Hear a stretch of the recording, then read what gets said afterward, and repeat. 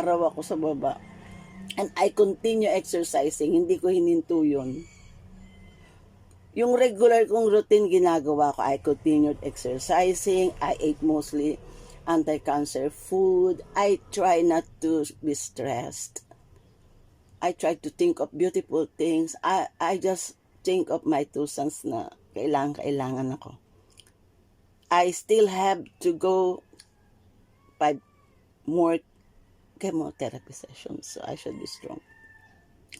And my hair started falling. Alam mo yung pag hinawakan mo siya, nalalaga siya ng kusa. Nagbabagsakan. Ayoko sana magpakalbo kasi ang haba ng hair ko eh. Pero ang kati-kati na. Pag nalalaglag na siya sa unang, tumutusok na siya sa katawan ko, kumakalat sa kama ko. So the moment that made me cry is when yung kinakalbo ko na yung sarili ko. Kasi you need to be bald. You need to shave your hair kasi ang kati-kati at saka ang very uncomfortable na.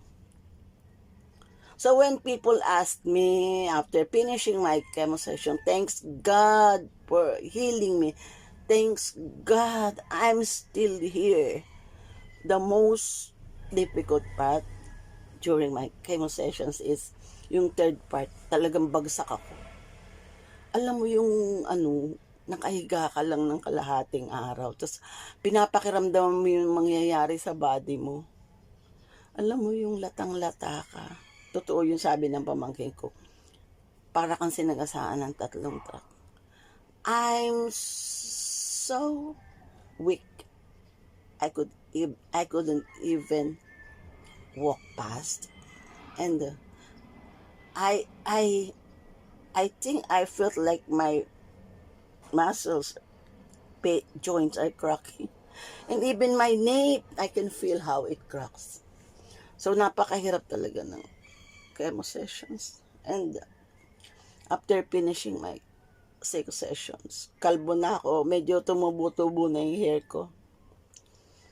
And I still continue eating anti-cancer foods. Thanks God, Lord,